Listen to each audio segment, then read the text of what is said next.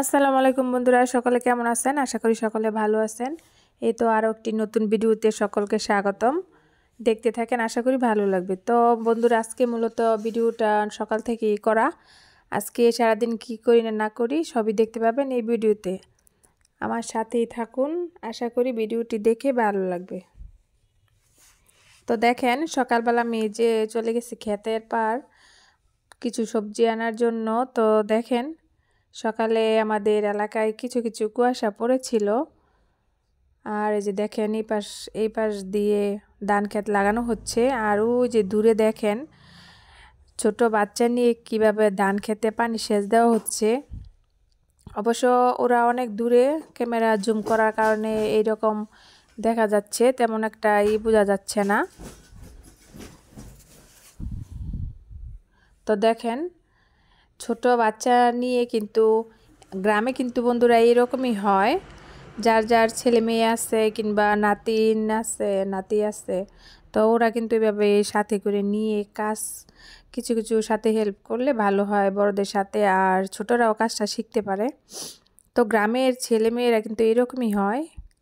তো দেখেন, এই যে পাশ দিয়েও ধান ক্ষেত লাগানো হয়েছে, এই যে পাশ দিয়ে লাগানো হয়েছে, শুধু সামনে ওই অংশটাই বাকি আছে। তো বন্ধুরা, একটা জিনিস দেখেন, এই যে একটা মুরব্বি, তো উনি কিন্তু একটা বয়স্ক লোক। দেখেন, এই শীতের মধ্যেও কিন্তু উনি ধান ক্ষেত লাগাচ্ছে। তো ক্ষেতটা কিন্তু ওদের না, অন্যজনের।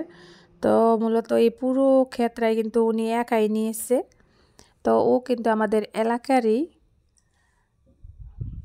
তারপর দেখেন বন্ধুরা, এই যে এগুলা কি কেউ চিনেন? দেখেন তো এগুলা কি দিয়ে তৈরি হয়েছে, জানলে কমেন্টে জানাবেন যে এগুলা কি দিয়ে তৈরি হয়েছে আর এগুলা কি কাজে লাগে।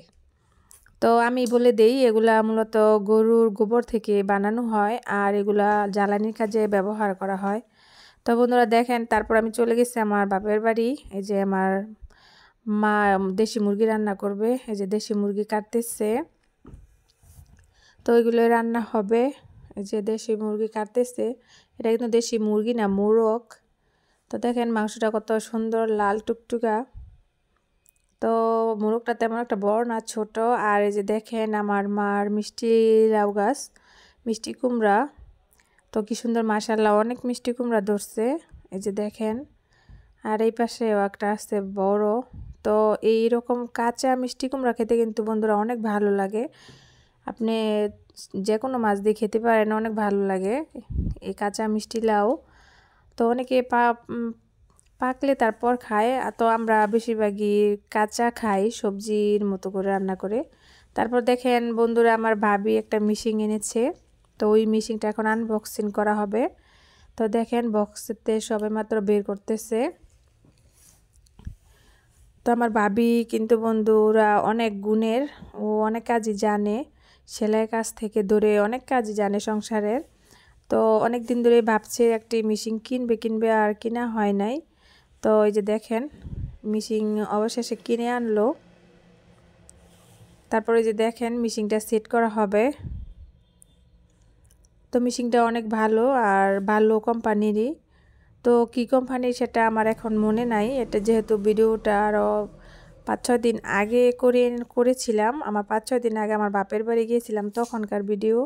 তো কি কোম্পানি সেটা আমার সঠিক মনে নাই,